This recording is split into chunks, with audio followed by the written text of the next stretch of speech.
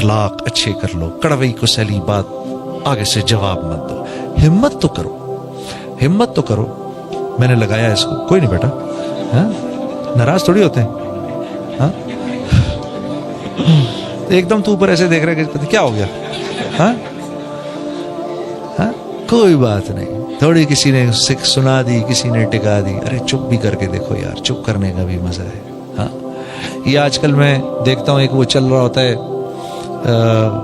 ایک SMS چل رہے ہوتے ہیں, ایک لوگ اپنی بکواس چلا رہے ہوتے ہیں اپنے دماغ سے, فضول باتیں, کہ مجھے معاشرے میں برائی کا اتنا افسوس نہیں, مجھے معاشرے کے اچھے لوگوں کے چپ رہنے کا زیادہ افسوس ہے. ارے بھائی اللہ کے نبی کا حکم ہے کہ جب فساد ہو رہا ہو گھر میں بیٹھے رہو, نکلو ہی نہیں باہر.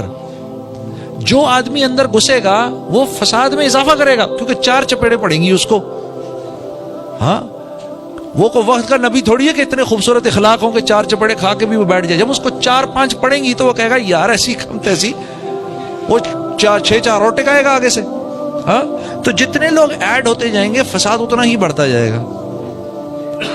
ہاں تو یہ بیکار کی باتیں ہیں, بیکار کی باتیں ہیں. جب فساد کس کو کہتے ہیں؟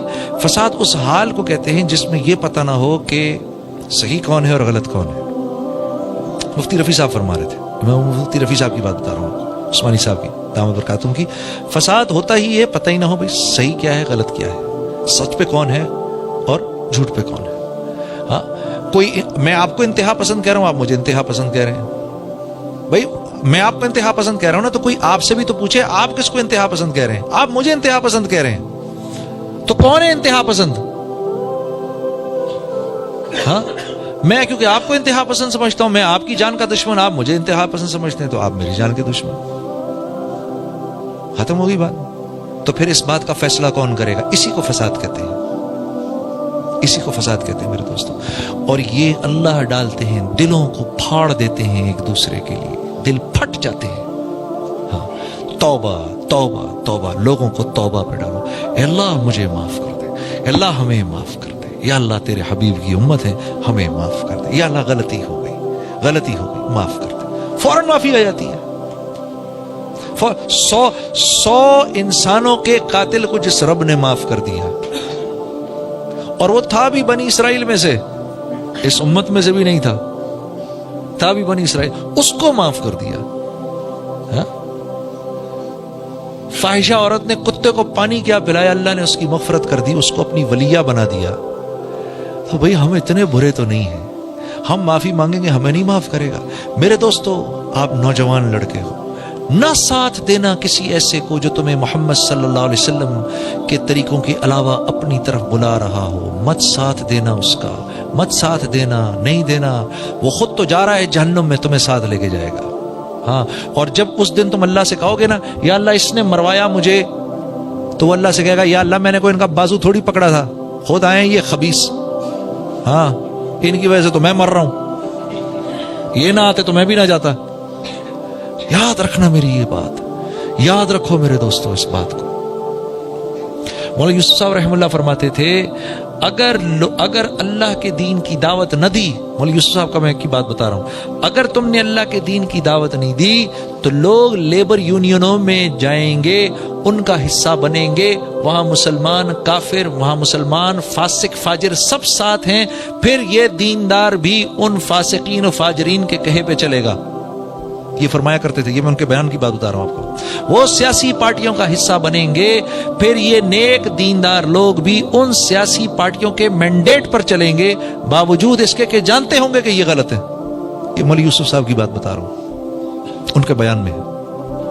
اور آج, اور یہ ان کا, حضرت کا تو انتقال 1964 میں ہوا, حضرت کا انتقال 1964 میں ہوا. آپ اس بیان کو پڑھو, آپ کو ایسا لگے گا کہ آج کے دور کا بیان ہے. ہاں امت جب اپنا کام نہیں کرے گی تو پھر ایسے ہوگا. اپنے بچوں کو اپنی آنکھوں کے سامنے آپ دیکھو گے کیا کر رہے ہیں, اور یہ ہمارے بچے ہی تو ہیں سب, یہ ہماری اولادیں ہی تو ہیں, یہ ہمارے ہی تو ہیں, اور کس کے ہیں یہ سب, یہ ہمارے ہی ہیں. تو میرے دوستو اللہ آپ کا بیٹھنا قبول کرے, اللہ آپ کا بیٹھنا بہت قبول کرے. اللہ میرے بھائی شفیق صاحب کو اور ان کے گھر والوں کو اور ان کے ساتھیوں کو بہت بہت جزائے خیر دے. ہاں بات میری ختم, بس ایک چھوٹی سی بات یہ عرض کر رہا ہوں, بھائی اپنی گھر والیوں کے ساتھ اچھا معاملہ رکھو, बहुत कंप्लेंट्स आती हैं भाई।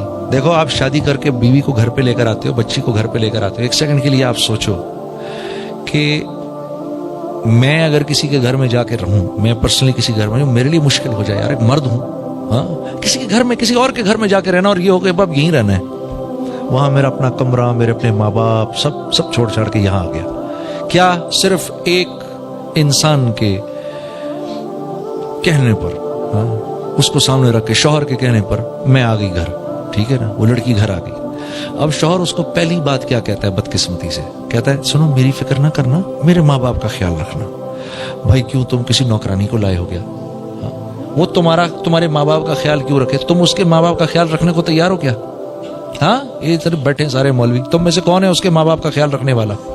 हाँ, तो अरे उसका तेरा भाई किस लायक काम के लिए भाई, वो रखे माँ बाप का तेरे ख्याल। वैसे ही वो तुम्हारे माँ बाप का क्यों ख्याल रखे? जब इतनी मोहब्बत दो उसको, इतनी मोहब्बत दो उसको कि तुम्हारी मोहब्बत में वो डूब कर अब कहे कि शौहर को खुश रखना है, तो इसके माँ बाप की मैं कड़वी कुसैली सुन लेती हूं। हाँ, और ये बहू का और सास का रिश्ता ये अजल से अबद तक, हाँ, अजल से लेकर अबद तक ऐसे ही है जैसे दो शीशे के बर्तनों का आपस में मिलना है। तो ये इन्होंने शोर जरूर मचाना है जब भी ये साथ मिलेंगे, ठीक है ना, अजल से अबद तक।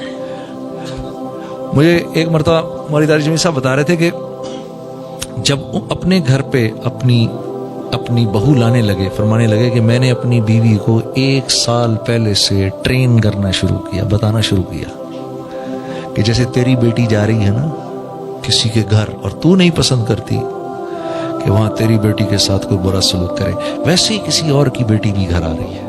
हाँ, और फरमाने लगे कि मैंने इतना उसके साथ इतनी बात की कि वो प्रिपेयर हो गई कि मैंने इस लड़की के लिए मां बनना है, मैंने इस लड़की के लिए मां बनना है। तो आपके लिए जरूरी क्या है?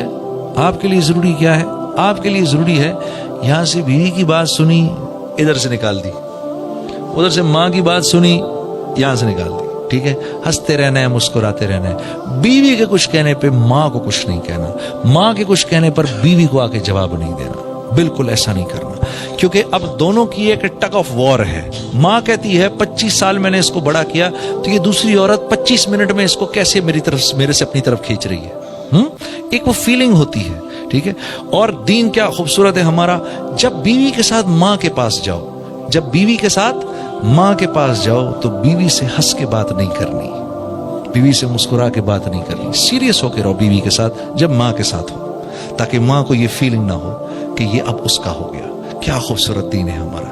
हाँ, तो और जब बीवी के साथ रहो तो कोई बात नहीं, बीवी अगर आगे से कहे अच्छा मां के सामने तो बड़े सीरियस हुए हुए थे, अरे कोई नहीं यार, चलता है, सब चलता है, वो कोई सच थोड़ी था, अम्मा के सामने तो करना पड़ता है ना यार। हाँ हाँ, और ये तरीके हैं जोड़ के, और कोई नहीं जोड़ का तरीका।